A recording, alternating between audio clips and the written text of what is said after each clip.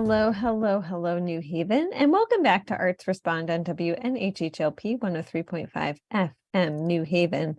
I'm your host, Lucy Gellman. It is, I think, the second week of January. Maybe it's the third week. I don't know what time is anymore. And I'm really excited to be back. We sort of took a beat around the holidays, and I am excited to welcome Ife Michelle Gardine, the founder and director and creative breath behind Elm No, City Lit. I hate titles. Okay. I'm the creator of Elm City Lit Fest, founder of Yeah, Elm City Lit Fest. But yes. I always have a problem with titles. But yeah, I found it. I created Yeah. it. Can we say like Renaissance woman? Are you cool with that? Oh, thank you. Because I Is feel that like that's good? it was born um it was born out of a creative renaissance Mm, mm. of So yeah, arts in here in the community. But go ahead. yeah, I'm actually really interested in jumping right in. So Ife, you've been on this show talking about Elm City Lit Fest and Diaspora Con before, and we're going to talk about both of those. But I want to go in the way, way back machine and talk about how you fell in love with literature, because I think a lot of people know the work you do in the community, but they don't know the books that are closest to your heart. And I always love finding out. Some people call it a spark bird. I guess in Mhm. the birding community, like there's this thing, and everyone has one or like 20, right? Okay. Yes. Um, so what it did it my grandmother, Annie Huckabee, rest her soul, who was a very much of an educational and community advocate in New Haven and New Hallville. Um, always had a lot of books, and had I don't know, and two of my aunts were teachers. So I always had a passion for literature, writing. I mean, I always had journals, writing in journals, and I fell in love with the first time I read the classics. I grew up on like classic, um, like Jack London. They, that's a classic. But always love old stories. Pride and Prejudice was a favorite. And what they did, the book that they did Les Miserables on, I- for some reason, that dark book. I I think it's also the Victor Hugo. I think it's also called Les Miserables. Yeah. Um, yes. Okay. So that book, I mean, it was a lot of books. I always had a lot of books, but when I got to high school, actually discovered in at Hill House and discovered like Black writers like Zora Neale Hurston, who as soon as I read her, I like, oh, of Mules and Men, and then I just found everything, and then from there that I was a fan. My grandmother, I would turn me on to James Baldwin, bro, and Tazaki Shenge, who was very popular because Color Girls came out, but what a lot of people don't know, she did a lot of other. This is one of my favorite novels with her, Sassafras, Cypress, and Indigo, about three sisters in the Caribbean.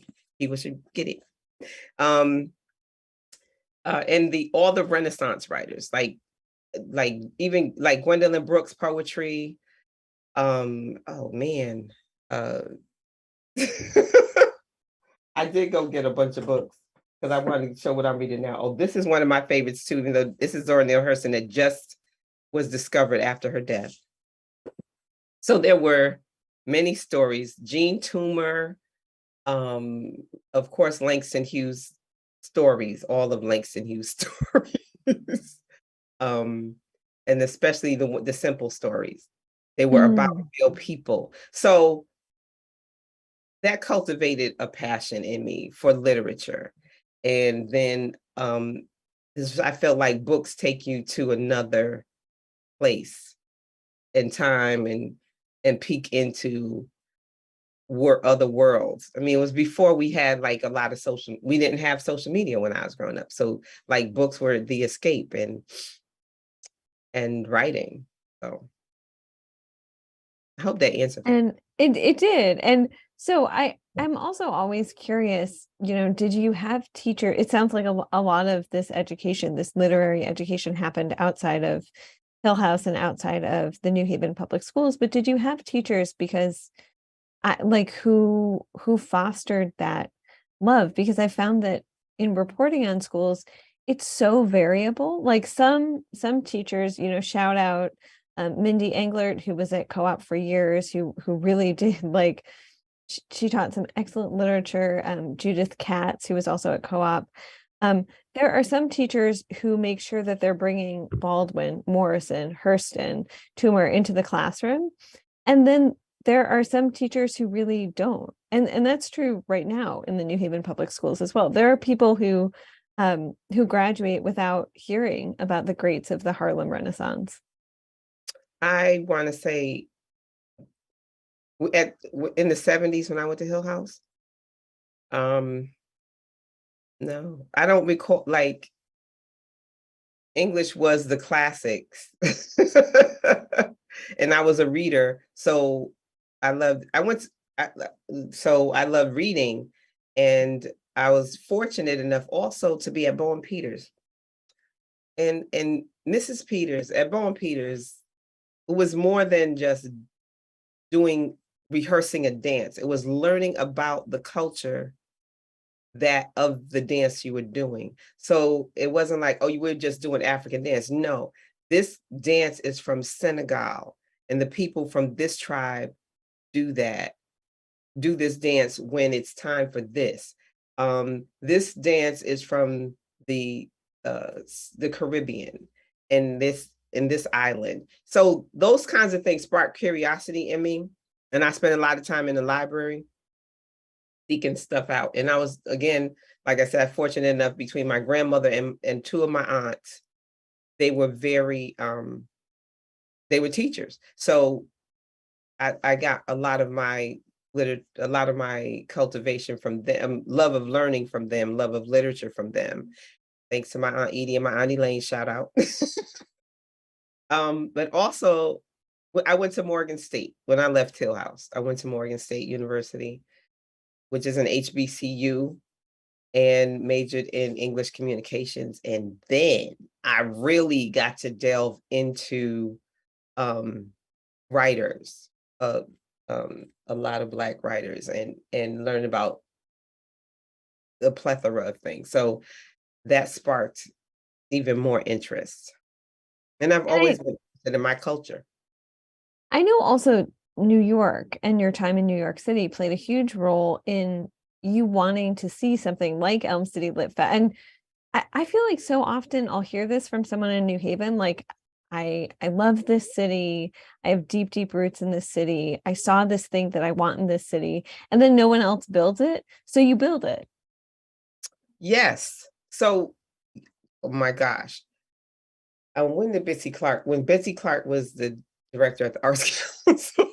Shout out Bitsy. I Bitsy. feel like Bitsy she is one of the most I can't even think of the word. Like, it's not steampunk, it's not she's probably like 4'9" and 80 pounds, and she's one of the most badass women I know. Okay. But I met with my other grandmother, Hattie Turner, who was also an advocate for this city. And one of the coordinators of the first Black expos. But anyway, my grandmother was on the board for an organization called City Spirit Artists. And City Spirit Artists, yep, when the Armory was kind of still functional, yep, it was at the Armory. I have a newspaper article somewhere where they were bringing the Black Expo here in the 70s, way back when. So, Harry, you talking to us? All right, good morning, and always good to hear you. Oh, Harry, I think we got a little feedback. So my grandma's on the board for City Spirit Artists, and I worked with them for a while. City Spirit Artists was an organization before New Haven public schools had arts programs. City Spirit Artists, you heard of them? Had you heard of the organization? From you. I think Oh, from okay. you and also from Keith Cunningham. Was he involved? Yes. Yeah. Yeah. Yeah. City Spirit artists put artists in the high schools to do projects. And then co-op came out of that in New Haven, also for the public school system, had a arts arts program or something where they hired artists to be in schools. So I worked through all of them in those capacities, um, doing creative writing classes, in the high schools and stuff, and then just expressing my love for art. Then getting frustrated. So um before I left one time, because when I lived in I lived in New York in the 80s after high school and college. And I worked at Essence Magazine for a while. And there was and I worked at the Harlem Cultural Council, which was now it's like Harlem Cultural Alliance is big, but they were just starting out then, and was able to help like organize a lot of stuff in Harlem. And I loved it because it was like a lot of my people, it was like, wow, the Black people are running the things, they're doing the living in their culture. And every time I've come home, I wanted to sort of maintain that. I felt it more sense of it. Felt a sense of it at Morgan, and then when I was in New York in the 80s. And then I know I'm all over the place. I'm sorry, Jess. Then I also worked for this theater theater company, the Frank Silvera Writers Workshop. They used to produce um they used to then they still do produce emerging playwrights. And so I learned all about theater then. I even at some point in there did a project with Crystal Emery. We did for Colored Girls at Albertus. Albertus had, I don't know if they still do, but they had a nice theater space. And we did for Colored Girls over there, did Runaways at Lyman Center.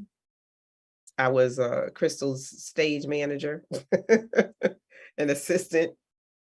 So I've done a lot of different things. And I believe it was 94, 95, Alita B. Taylor, who used to have Black print books.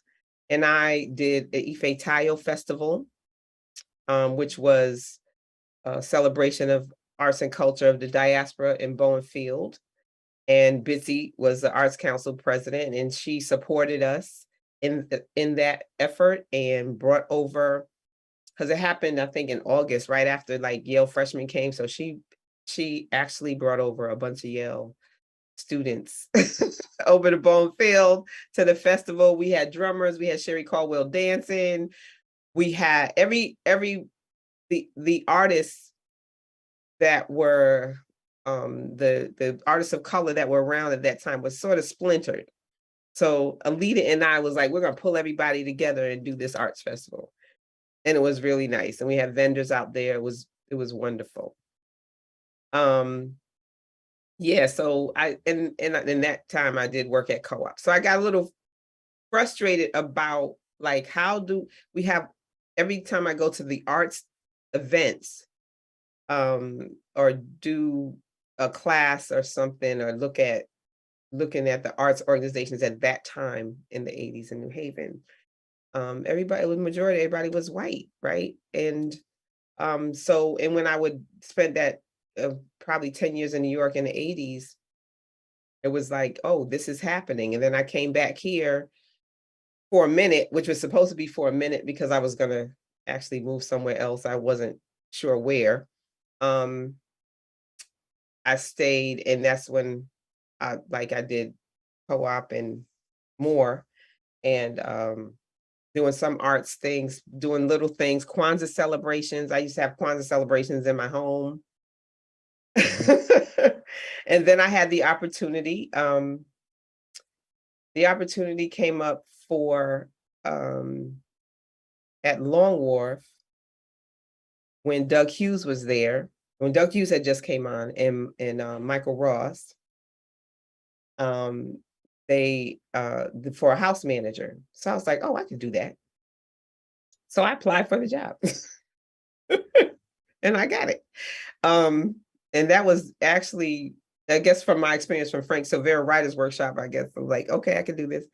But had a very good time there. And while I was there, because I had the keys, I asked them like, well, when we're not using stage 2, can we, because I had been doing by that time, my daughter was 5, Raven was 5 or 6.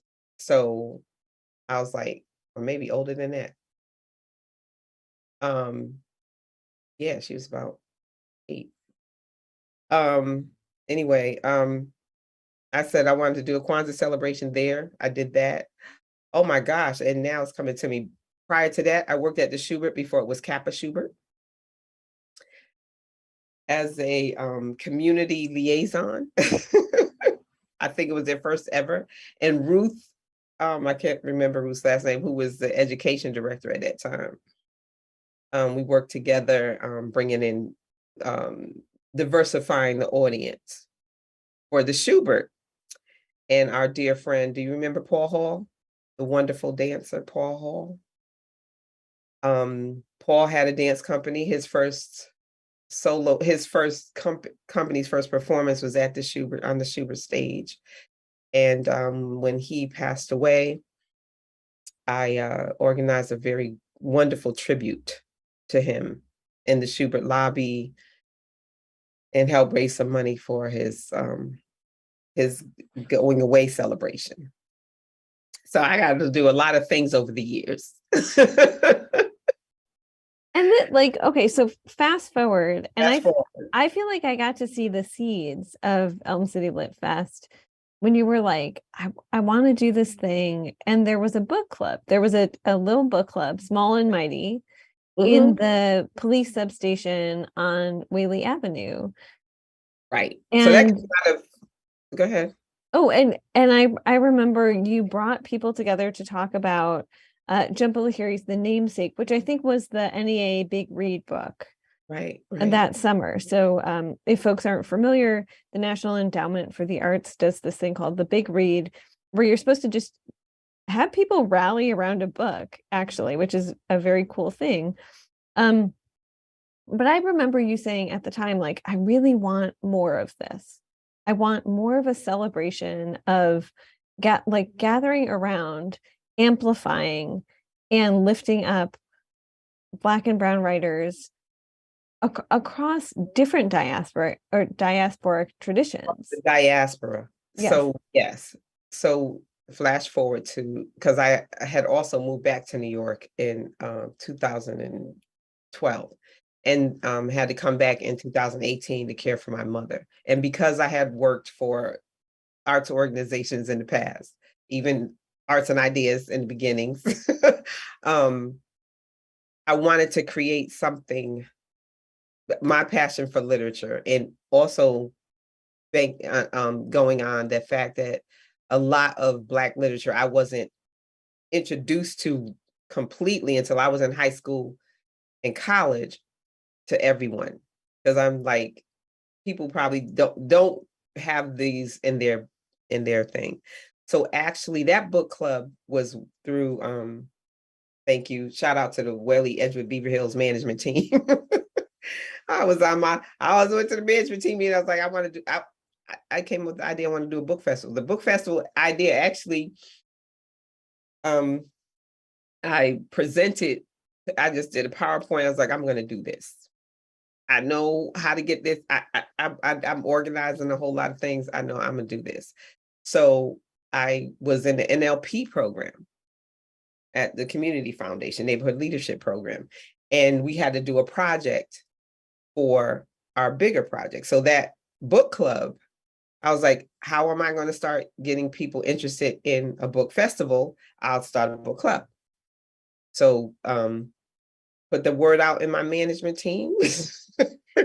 And that book was just coming out, and it's a wonderful book to start with. So there you have it. We had the book club, which was even went virtual for a while. And yeah, then started planning the built momentum for Elm City Lit Fest Right. to begin. And, you have constantly, I think this is true for a lot of artists and folks in the arts, like you innovate and you hustle because that's what artists have always done, right? Mhm. And so when COVID happened, artists were like, well, the spit hit the fan big time, but it's not the first time, right? And so we're just going to innovate and we're going to figure out how to do this. And so I've I feel lucky to have seen Elm City Lit Fest sort of do all of these pivots, not specifically because you wanted to, but because you had to, because there was a time that we couldn't gather in person. And I'm interested, how you feel about the growth of the festival now as it's entering this fourth year. And, off when we were off mic, I was sort of joking, like it's not a toddler anymore. It's its own person. It has opinions. Uh, hopefully it's out of the no phase. Okay. But So this is the thing. So I'm planning this festival for April of 2020. And in March of 2020, everything shuts down. We had all these things planned or everything in place. And so I was blessed enough, I feel like, because Kevin Ewing, Rev Kev, was a facilitator for the NLP program and has Baobab Studios, podcast studios. And he said, let's do it virtually. I was like, yep, let's just plan that. So our first festival in COVID was September 2020 in virtually. And it was 2 days and it was wonderful. It was actually, we were actually able to expand the thing. And I also was doing a bi-weekly podcast, talking to authors, and many authors that were near and far that, it just made it like, wow. So 2021 comes, things are opening up. And yeah, then we like found a spot behind Dixon Plaza and had it there. And it was a bus. It was like, whoa, wait, not a bus, but the bomb. Like folks came up. I was so grateful. People were so interested. The book talks and the authors and the poets and the entertainers were exposed because it's about cultivating awareness of the talent of the literature. And I have to say, an art and a literary artist. And I have to say too, that in the time that I've done it, connected with like the literary festival in Hartford's Lit. I'm still this year we're I may be jumping ahead, Lucy, but this year we're partnering with Jamaican American Connection. We're going to have literary art, Caribbean artists, literary artists of the diaspora. So it's going to be a Caribbean theme. We're going to be getting folks out there and in touch with a lot of Caribbean writers. So, and hear their stories. I also think people don't specifically know. I actually was having this conversation with an artist who lived in New Haven for a couple of years because she was at the Yale School of Art, but unfortunately her time at the Yale School of Art intersected with the COVID pandemic. So she was really in her apartment for a lot of it. But we were talking about how she didn't really connect with the she's Jamaican American community here in New Haven. And I said, well, there is one. And I so wish you could have experienced that and like, I know you're just in Brooklyn, so maybe come back for a weekend. We have that in our city, and New Haven is such a culturally vibrant place. So I'm excited to hear more about Elm City Lit Fest. I'm just going to very quickly remind people, if you're just joining us or you've been hanging out with us here This is WNHHLP 103.5 FM New Haven. It's Arts Respond. I'm Lucy Gellman, and I'm here with Ife Michelle Gardine, who hates titles. So we're going to say that she is a Renaissance woman who, in no small part, is responsible for the existence of Elm City Lit Fest, which has made I think it's safe to say, has made New Haven a more exciting and vibrant place to live. So it's true. It really is true. So before we talk about Lit Fest, which is happening in early September of this year, I keep thinking it's next year, but we are in fact in January. There is also Diaspora Con, which is a fairly new intervention that is taking place in April 22nd of this year. And I'm wondering if you can talk a little bit about building that, because I'm really excited that I don't have to schlep all the way to the Brooklyn Academy of Music to get my superhero fix in, especially when I'm thinking about superheroes across the diaspora. So yes, so DiasporaCon came out of so we've also been fortunate since my old friend and our one of our gems historians of Connecticut, Dr. Bill Foster, who is like has like black cartoons and comics from way back, and he can lecture on forever. He's a good friend, and he's a supporter of Lit Fest, has been a part of every Lit Fest in some capacity. We in the 2021, we did a segment, or the first Lit Fest, we did a virtual segment on Black cartoons and comics and graphic novels. And in finding out and doing the more research on my own, and then getting all this information from him, I'm like, wait, this is a whole movement. We have to do something about this. And then finding out about all these conventions that are happening. And with coming on with Black Panther coming on and all these Marvel comics and things like that, looking at the opportunities for people of color in the industry. So DiasporaCon is actually a conference and not so much a convention, to highlight opportunities for young people that are in design, like are writing stories or in creating their own characters and things like that. So to see like, this is actually something you can make money on. Like, and we have also Michael Jai White Studios, they're going into publishing and doing things. So DiasporaCon came out of that. We were blessed last year for the first DiasporaCon at Quinnipiac. I think we had about 100 people in mixed intergenerational, and people stayed all day, and it was like, wow. And it was full of really comprehensive information and just wonderful. And again, most of the people all the presenters are from Connecticut. Like, within our state, we have so much to offer. We have publishing company. We had Raheem Nelson did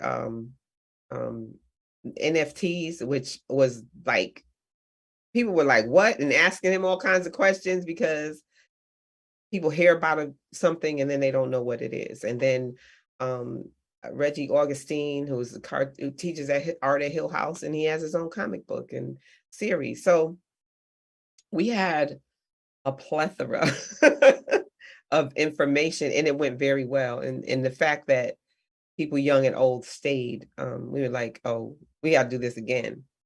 And in the space at Quinnipiac is perfect. So it's more, we would like people to come, if dressed up, but it's really a conference, because it's important.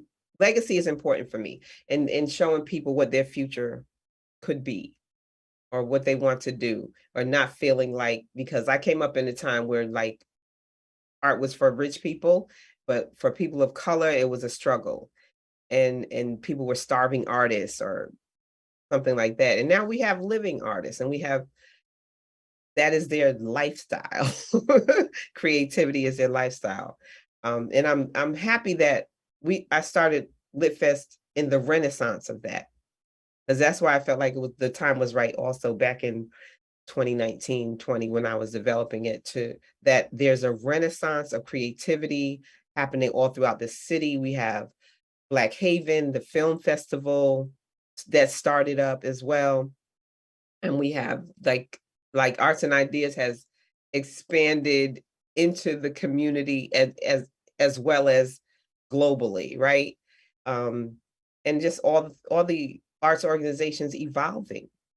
And it's a good time. It was a good time I felt like. So Yeah, I would love to know a little bit more, how you're feeling about this current moment in New Haven, because I think some people get really like starry-eyed when they're thinking about the 70s and the 80s. And there are things that didn't exist, I'm so happy that the Q House has now reopened its doors, but for a long time that was a void in the community. And so I want to acknowledge that. And then also say, for you, what is this Renaissance looking like? Because I think it's also true. There are a lot of arts organizations that maybe 5 years ago didn't have the same leadership that they have now. And also just like we're not doing work around compensating, not just compensating artists fairly, but especially compensating artists of color fairly. And actually, I think thinking about that within their mission. And it's exciting to me as someone who writes about the arts in New Haven and consumes a lot of art, to see certain organizations, not all of them. I'm not going to side-eye anyone during the show, but to see organizations really like grappling with their history, and also thinking about, okay, how are we paying artists? So for instance, I was so excited to see the work of Joelle Thompson, who is a young Black composer at NHSO, who also presented in conversation with Nye from BAM Books. Shout out BAM Books. If you do not know about Nye and about BAM, we'll drop that in the comments under this interview, just because she is wonderful and you should absolutely support her. But they were in conversation with each other, talking about music and Baldwin. And so I think I've seen a real interest in the intersection of different arts at Lit Fest as well. And I'm wondering if that's something you're excited about. I am excited. So and I also want to say, I've been going to book festivals for years. So the Brooklyn Book Festival is one of my favorites. It's a takeover of downtown Brooklyn. It is a destination event. And then there's a Brooklyn Caribbean Book Festival that happens in different spaces around. There's the Black Writers Conference at Medgar Evers College. So these are things that in the times that I lived in New York in the 80s, 90s, and the 2000s, that I wanted to, the Harlem Book Festival, that I would be at these things too, and I see people from New Haven sprinkled in, like running into somebody, be like, oh wow. Hey. But that's also where the idea for like New Haven and thinking about, okay, New Haven has a festival, they didn't have a book festival. So that part, but also because of my experiences early on in the 80s and 90s with some of these arts organizations, and understanding that they're run, Connecticut is segregated.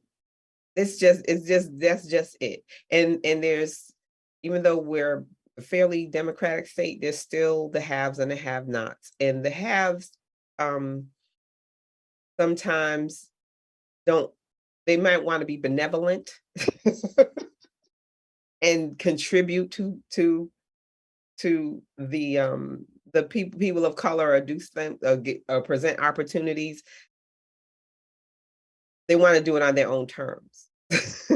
Right? And artists of color have a get underserved, or get utilized but not compensated. What am I trying to say? Later for it. No, I think you're right. It's like people are like, everybody's doing this diversity, equity, and inclusion work, and it's not their life. They may do it for a job, or they may do it because they're on the board of a particular arts organization and it makes them feel good, but it's not really genuine. Doing some work for a small organization now that is a older white thing. And they have this program that's beneficial and is potentially can be well for young students of color, and there's a disconnect about how it's going. It's like we're doing these kids a favor, so they have to, let's do, like, you can't say I want diversity, equity, inclusion, or I want to have this program for these people of color, and understood or want to talk about, and then impose your way of. White people can't tell Black people how to experience what they experience, right? And so they're saying, but this we need to do this and we need to do this. It's like, no, you don't understand. I know how to work with my people. And then there's duality on the other side of that. There are artists, and there are Black artists, there are artists of every color, Hispanic, whoever, who it's important for them to have community within themselves, but also find people to support them, because they're feeling like they're, they're going to ask me to do something for free. No, it takes money to create something. You got to put value on it. I've done a couple of artists statement workshops at Art Space, right? And a lot of artists of color don't even think that statement, and I've been in places in New York and met artists and people in New York that do that, but they have their own community. So we're building community here, but we're still doing it in the midst of the segregation and the segregated mentality. Go ahead, babe. A lot of people don't realize. Harry, I think there's some background. I'm so sorry to interrupt. Mm-hmm. I just think there was a little background noise.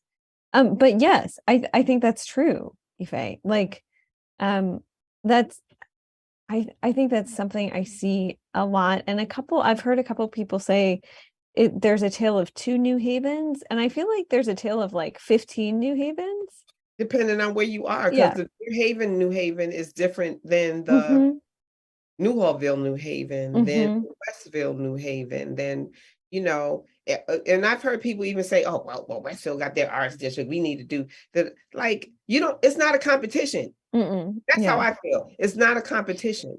It's about everywhere you go in this town, or anything you bring to do in this town, it's about how we can better each other. How can we collaborate to make the whole a better place? Because when you go other places, when you go to New York, Manhattan neighborhoods are different. Different vibe everywhere. When you go, where I lived in Bed-Stuy in Brooklyn, I loved the vibe there, but I love going out to Flatbush and feeling like I was in the Caribbean. I like going down to Prospect Park, and it's just, we have the diversity, but again, the segregation, and it's throughout this state, but we're one of the major hubs in New Haven, in Connecticut. So why not make it more enriching? And so the Renaissance is happening because more people are becoming aware of it. There are still people that are not fully embracing it. They may be in their mind, but if you're used to having people of color be your subordinate, or clean your house or do things, and then you do work with somebody of color, or you're at the same level, or you have to hire if you have to hire an artist, you're thinking from your framework of the people that are servants to you. If I have this pocket of money, I want them to do this program. because I think it'll help. It's like being it's a colonizer mentality that you don't even realize. People don't go into communities saying, what I'm saying now, people do. People go into communities saying, okay, I have this money, I want you to do this program because I think it'll help you. Do you know the people in the community? Why are you doing this? I did that. I did a program also when I was planning Lit Fest at Dwight Hall. And Dwight Hall has a program, community program, some similar to NLP, where they fund ideas, right? And so there's a lot of students are in that program. Now, those students come to Yale and they're told, stay within these gates, stay in the bubble, don't go past the Marriott on Whaley, even though you got to go grocery shopping at Stop and Shop. Even though if you're a student of color and you need a haircut, you got to go up Dixell Avenue or Whaley or somewhere to get your hair cut, to get your hair. Like, why are you telling these students not to? You're right dead center in the city. Like, I call Yale the plantation of New Haven, because it's pretty much like hires a whole lot of folks from New Haven. And then these kids are in this school and they're probably treating the people that are the maintenance people and the cooks and all that, they're probably treating them like crap. But then they get to their junior or senior year, or even in grad school, and they want to do some community project. Well, and they don't understand why they can't get any community help. Well, did you ever think that, that the person that was working in the cafeteria that you ignored, or that you said something bad to, or made a mess for them to clean up, did you ever think that their child might go to the school that you're trying to have a relationship, that you're trying to do something for? So when that person sees you outside, you don't recognize that person outside of work. And that's the other thing. There have been several times in attending these different arts events that the same board members or contributors to the arts, white people, have said to me, oh, like, I've been introduced to you. If I've been introduced to you 3 or 4 times and you still can't remember me, then you don't see me, right? And so when these kinds of things happen, and it's like what you're imposing is your version of what people of color need, when you don't know people of color, when you ignore people of color. So it's important for us as people of color, and we're used to doing that. It's a global thing. It's a culture of the United States, pretty much, of colonization, right? And so a lot of us are so used to it that we just like, oh, well, here we go again. And there's some of us that are a little bit revolutionary and want to do, like, we're going to do our own thing and stand out how we can and do what we can. That was a long answer. But no, I love it. And do you feel like I'm mindful, and I have one more question after this, but do you feel like that's changing? Because I feel like there is more. I mean, I've lived here for about 10 years. I was coming from Detroit, where I grew up. And do you feel like there is more pushback? Because I feel like I've seen from Yale students, so not Yale administration, more pushback against the fact that there is like this institutional mentality of New Haven is this resource that you can extract things from, and that you can go into if you're a student at the School of Drama, and you can do character development based on the people you meet in New Haven. And I've seen more, I think, more like meaningful pushback from students who are like, no, that's messed up. I'm not going to do that. Not from all of them. Do you feel like you are seeing that change, or maybe not so much? I feel like I'm seeing it in some ways, yes. And because we now have more students. I feel that I've met a lot of students that choose to come back here or remain here, like Tochi Onyebuchi, who graced us with his presence, also did a talk at Lit Fest, and has 2 best-selling, a few books out, and best-selling books, right? And he lived all over the world and in New York, and decided to come back to New Haven and make that his base. So and I've also learned in Plan Lit Fest that throughout Connecticut, we have gems. We have Marilyn Nelson, and who is a former Connecticut Poet Laureate and internationally known. And we have Antoinette Brimbell, who is now the Connecticut State Poet Laureate. And I met her actually at a poetry workshop in New York in about 2015 or 16. And was like, oh, you're in New Haven, and we developed a friendship from that. And shout out to them, to Marilyn and Antoinette. We're going to have an event at Possible Futures tomorrow. I know, I'm going to be there. I'm so excited. We're having poetry and art brunch, Everyday Angels, which is sculpture artist Linda Mickens, has done a series called Everyday Angels, and they're beautiful, beautiful sculptures. And her son, Ahmad Mickens, which we also had at Lit Fest, because he got a food truck Beyond the Salt that has really good bowls. Like, it's so good. It's it's so good. Yeah, it's so good. That's So, another whole show. Yeah. So we're gonna have a poetry and art brunch at Possible Futures. And I'm so excited about that. And then we're doing collaborations. Like that's the other thing. Like, we have to collaborate throughout, like Jamaican American Connection. I'm grateful for the friendship and vision of Coraine Wholeness in that. And then we have some other conversations with other people coming up about how we can collaborate more. Awesome. I feel like I could keep you on for 4 hours and we could just keep talking. So that means I definitely have to have you back on. But my final question is, what are you reading right now? Okay. Well, and would you recommend it? I'm Stacey Abrams, Lead from the Outside, and All About Love.